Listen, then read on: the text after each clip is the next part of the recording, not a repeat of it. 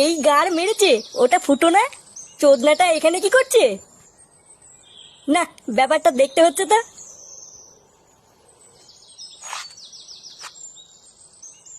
এ কি রে ফুটো, তুই এসব কি করছিস? কেন বাঞ্চদ, দেখতে পাচ্ছিস না কি করছে? এই মেরেছে, তুই সিমেন্টের বস্তা টানছিস? তুই তো কালকে বললি তুই রাজমিস্ত্রি কাজ করবি, এখন তো দেখছি তুই বস্তা টানছিস। হ্যাঁ বস্তা টানছি, তো কি আছে? লেওটা তোদের মতন ঘরে বসে বসে কি বাবার পোঙা মেরে খাচ্ছি নাকি? বাড়া গার ফাটিয়ে ইনকাম করে তারপরে খাচ্ছি, তোর এই বাঞ্চদ পোল্ট্রির মতন ঘরে বসে বসে বাবার পোঙা মেরে খাচ্ছি না। এইসব তুই কি বলছিস রে ফুটো? কি বলছিস চোদ না, বুঝতে পারছো না? সর তোমার সর, আমার কাজ করতে দে।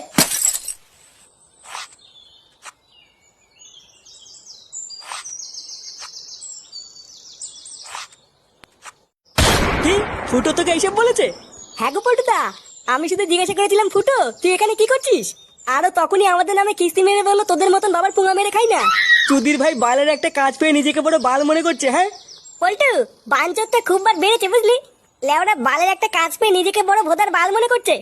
আরো পল্টুদা ফুটো তোমাকে বাঞ্চুদা বলেছে? কি? আমাকে বাঞ্চুদা বলেছে?